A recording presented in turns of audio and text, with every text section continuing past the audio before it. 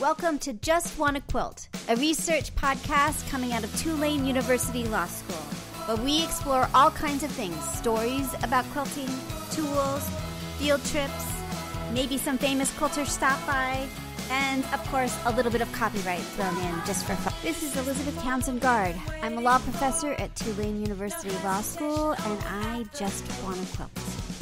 Okay, so today we have Laura Oswald, who is with the city of Paducah. She welcomed our quilting army when they were there for the show. We talked to her about Paducah, both during Quilt Week, Spring Week, and Fall Week, and living in Paducah, and she nearly convinces me to move to Paducah. So that is the show for today. I hope you enjoy it. For your great ladies you had on the ground to get some more contact. Yeah, Paducah was great. So thank you so much for having us there and just being so wonderful to us. I really appreciate it. Before we begin, because we're going to donate this to the Quilt Alliance, can you tell me your name and where you're calling from? Laura Oswald from Paducah, Kentucky. Cool. And Laura, tell us what you do in Paducah, Kentucky. I am the Director of Marketing at the Paducah Convention and Visitors Bureau. So you help us and all of our quilters have a really awesome time in Paducah on your ridiculous town that is the most amazing place for quilters to go. Is that right? Yeah, well, thank you. That's such a nice compliment, and we certainly love to welcome quilters to Paducah and are just in love with the art of quilting and celebrating that with the world, truly. So it was great to have some of the quilting army with us during Spring Quilt Week and on the ground. I think that they were quite busy and got to all corners of the city. Well, we sent 5. I was supposed to go, but we had a family issue come up. And 5 was not enough, I have to say. We didn't get to everything. And they were exhausted. And they worked really hard to try to experience all things quilting. But it turns out you need a bigger army than that. So it was great. They had such a good time. And I got to see tons of Facebook Live and connect to new people. And I just interviewed somebody that they met while having lunch at Paducah. And also vendors and all kinds of others. So it was really a great experience for them, and they were just amazed. Now tell me, what's the difference between Spring Quilt Week and Fall Quilt Week? Sure. So Spring Quilt Week was the original Quilt Week event, and it was started shortly after the American Quilters Society was founded right here in Paducah by Bill and Meredith Schrader. And so that original Quilt Week event has now been going on for over 3 decades. So 2019, I believe, is the 35th anniversary for that event. That's amazing. So it is so amazing. And as your ladies experienced, there are many, many traditions throughout the community, throughout the region that have kind of sprung up around that event. So give me an example so that people understand. This is like, so we've done a lot on Paducah because we had 5 field trip reports, and we did a lot on Paducah, right? So, but explain like some of the kind of what people wouldn't expect happening in Paducah. Sure. Well, I think as soon as you get to Paducah, you begin to see welcome quilter signs, whether that's on the local barbecue joint or on a billboard. I mean, you'll see cues. Paducahans certainly know that Quilt Week is coming up and are ready to sort of roll out that red carpet to welcome everyone in. So you kind of see those cues around town, but there's some really special quilt-related events. So there will be special exhibitions that really feature the traditions of quilting. The Rotary Antique Quilt Show celebrated its 30th anniversary this year. African American quilting traditions at the Hotel Metropolitan, all the way to church dinners and different charity organizations and churches actually having some special dining opportunities for the quilters that come to town. Yes, well, it's amazing. Boy Scouts, I think, they do the strawberry shortcake. Strawberry right? shortcake, yeah, absolutely. That's the favorite. Yeah.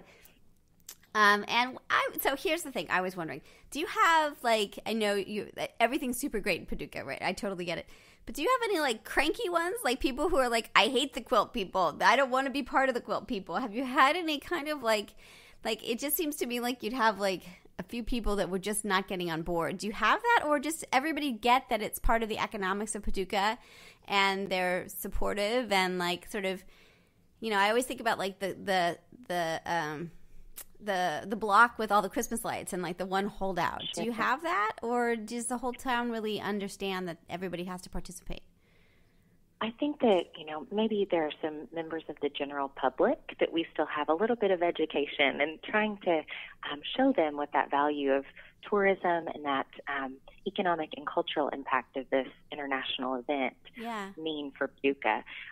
But, I mean, I think that you look at beach destinations that maybe the locals, when it's that season, there's kind of a, you know, there's an awareness of outsiders being there and hopefully embracing that. But I mean, like the one nice thing. A bit of, yeah. Sorry. Go ahead. Sorry. Oh, just, you know, I think it's always an education process for us as tourism people to show what that impact is. And events like Quilt Week are such a spectacle for that impact that actually happens year round. But Quilt Week just magnifies that with such large crowds coming in a short time. Yeah, and I guess the other good part about it is it's quilters and not, you know, college kids. So there's got to be, you know, that benefit too. It's a great group. And really Quilt Week has been an international event from its first year. I believe it had international contest quilts and perhaps even participants. So it's such a special time for us. And you asked about Fall Quilt Week, and so that is now our second Quilt Week event. So AQS hears so many people saying, you know, Paducah is on my bucket list to get to that Paducah Quilt Week event. And so the second fall event now adds to that opportunity to get to Paducah. And there are many things that are similar about that experience. Obviously, it's the same town, some of the same shopping opportunities around town and different venues that you can experience and celebrate quilting. But there are differences in the contest categories. And one of the most exciting things with the actual Quilt Week event was that the public was able to vote for Best of Show. So this coming September will be our second annual Fall Quilt Week. And so that registration is now open for AQS members, and we invite people to come join that celebration as well and see how it is. It is different, but also similar to the spring event. Is it smaller? Like one of the things I thought about Quilt Week that I was a little worried about, which didn't seem to affect anybody, was that it's so big and amazing.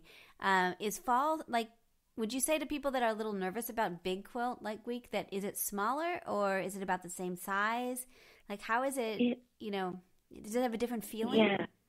Yeah. So the venues are the same. So there's still kind of the expansive space and the various venues where there are exhibits and vendors and all of that. But attendance with it being a first year event last year was, I would say, about half of what our Spring Quilt Week event attendance is. And we saw a lot of new people that maybe had never been to Paducah, those Quilt Week rookies. But we also saw people that had been to Spring and did see that there was maybe a little bit more space to breathe and spend a little bit more time with some of the vendors where, you know, the Spring event is such a high energy kind of busy, big crowd feel. Yeah, no. I mean, we're thinking about going. We haven't done our budget yet for the year. It's really just the housing that we have to make sure we have. You know, we haven't gotten sponsors yet for that. So, but yeah, that's what intrigues me because I would imagine it's got to be it's got to be beautiful at that time of year, and it will probably just be a little quieter. Like Quilt Week is insane, right? It's like Disneyland in an amazing way. So if you're like, and that's super great, but I'm like, not super keen on crowds. So, so I imagine there's still lots of crowds. It's like, you know, it's like the difference between New Orleans, like parades, like we have 2 weeks of Mardi Gras. So it's the difference between like Mardi Gras Day, right? Which is totally insane. And nobody locally wants to go, and all the other parades for 2 weeks. So they're still crowded, but different crowded. You know. Yes, exactly. And still, you know, a very high level of exhibitions and events. And September in Paducah, there are there's at least one festival every weekend. So it's just an exciting time of year in Paducah. And April is as well. You know, we have the Dogwood Trail, and there's some great things about that springtime experience. But September has its own kind of magic. And like you said, maybe a little bit more of a friendly environment for those who aren't so keen on crowds. Yeah. The Dogwoods. So one of our quilting army that went, Judy Walker, she was in love. Like, that's all. I mean, she was reporting on quilting, but the Dogwoods, like, she got dogwood quilts. She talked about dogwoods. We got dogwood pictures. It was very funny. Like, she was in love. And this year, the timing worked out so perfectly with the weird winter that we had, and Quilt Week was just slightly earlier this year, so the dogwoods were looking just superb during Quilt Week. So I'm so glad that Judy enjoyed that as much as we did. Yeah, she really did, and she brought back lots of dogwood related souvenirs. So yes, we've got those. You do. All right, so you also have Quilt Man. Is that what it's called? We do, and I think it was sort of a surprise for the ladies when they first arrived. He was just hopping off of a group tour bus, having guided a tour, so I know that they got to meet him as one of their very first experiences. Yes, I think they brought back a bobblehead of Quilt Man. So tell me who Quilt Man. Tell me who Quilt Man is. So Quilt Man is a very colorful character, and he certainly makes a big impression on our quilting, quilt-loving visitors. Quilt Man's alter ego is a sales director here in my office at the Convention and Visitors Bureau. So he is a Paducah native, very keen on historic preservation, has a true love for all things Paducah. And so when he got the job here, promoting his hometown, you know, the Mecca of quilting, Quilt City, USA, a close friend in the industry saw that kind of maybe opposite demographics there, with a gentleman, a young man representing quilting and the great quilting traditions that we do celebrate here in Paducah. And so he began to call Fowler Quilt Man, and that just stuck and evolved, and a local costume shop created his costume, and that has been added to over time by various visitors and vendors and locals that have had different things to add to that. And so Quilt Man, one of his main roles is working with groups that come to Paducah. And so, you know, I think that it's very much a memorable experience when a costumed character hops on your bus than just someone dressed normally. Yeah, so he's had quite a lot of fun with that over the years. Now, does he have any superpowers? You know, he really says that puns are kind of his nutrient, what drives him, some of the really calling upon the ABCs of quilting and some of the different techniques, and being able to recall and play that into Paducah's culture. Now, so not any true superhero or superpowers, but he's certainly is super at sharing Paducah with our visitors. That's super great. Now, help me understand, like, what came first. So, and to see the relationship between Paducah and your office, the National Quilt Museum, and AQS. How does that, first of all, how did that all happen? Which came first? Let's start with that question. Yeah, sure. So the American Quilter Society came first. That was started by Bill and Meredith Schrader in 1984 here in Paducah, and they are Paducan, and began then that very first Quilt Week event. And so they were quilt collectors, and really had this visionary idea to host the original AQS Quilt Show and Contest here in Paducah. And so that really started that influence of Paducah's evolution, really as a mecca for quilters around the world. And so from there, the Museum of the American Quilters Society was started, And that was later received designation by the U.S. Congress as the National Quilt Museum of the United States. That's amazing, so, right? Yeah, it really is. It really is. And it's something that, year round, that